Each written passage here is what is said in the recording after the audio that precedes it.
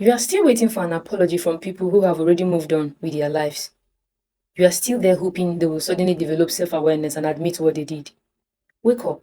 Some people will hurt you, sleep peacefully, and never think twice about it. If your healing depends on an apology from someone who does not care enough to give it, you may be waiting forever.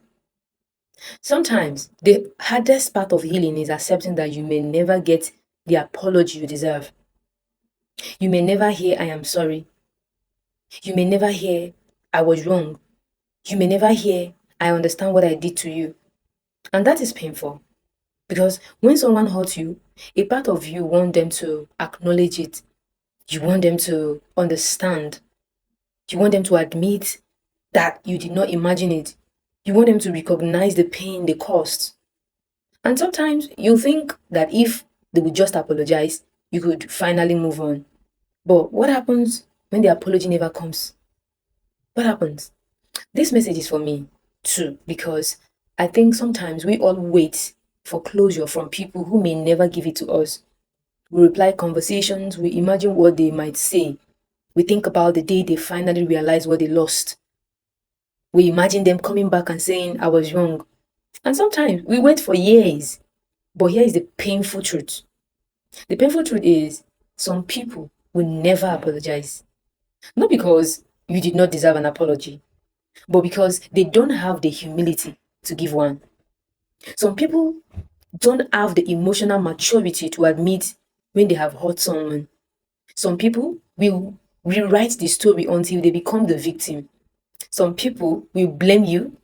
Some people will pretend nothing happened. And some people will simply move on. And you'll be left wondering, how can someone hurt me so badly and act like it meant nothing? Because sometimes people don't feel pain the way you do. Sometimes they don't carry the same conscience. Sometimes they don't think about what they did. And sometimes they know exactly what they are doing. They know exactly what they did and simply don't care enough to take responsibility. And that is painful. It's a painful thing to accept. Yeah. But you have to accept it because you cannot force someone to develop a conscience. You cannot force someone to feel regret. You cannot force someone to apologize.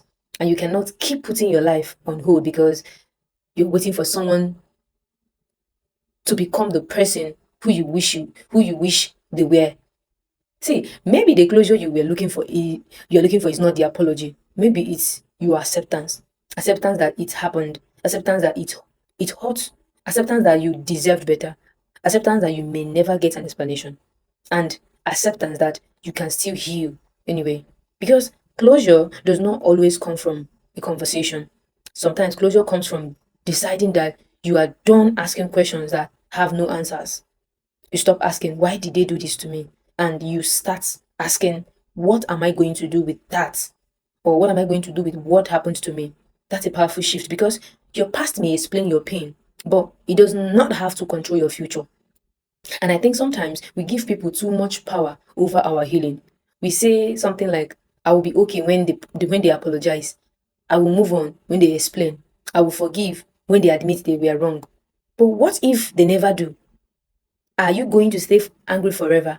Are you going to let someone who hurt you continue controlling your life years after they have left it?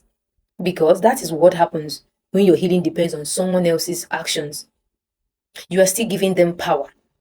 And maybe it's time to take that power back. Okay? You don't need them to admit they hurt you for the pain to be real. You don't need them to agree with your version of event for your experience to matter. You don't need their apology. You don't need their apology to know that you deserved better. You don't need their permission to move forward. And you don't have to forgive. And you don't have to forgive before you are ready. Yeah. But you have to decide what you want to carry. Because anger can become heavy. Resentment can become heavy. Waiting can become heavy. And at some point, you have to ask yourself, how long do I want to carry this? Not because what happened was not important, not because what they did was okay, but because you deserve to live beyond it. Sometimes the most powerful closure is looking at the situation and saying, "I may never understand why they did it. I may never hear you apologize. I may never get the explanation I wanted, but I know what happened. I know how it made me feel, and I know I am choosing to move forward. That is closure. It's not forgetting. It's not pretending.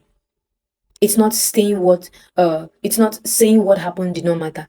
It's simply refusing to let someone else's lack of accountability become the reason you never find peace. And sometimes you have to give yourself the apology you were waiting for.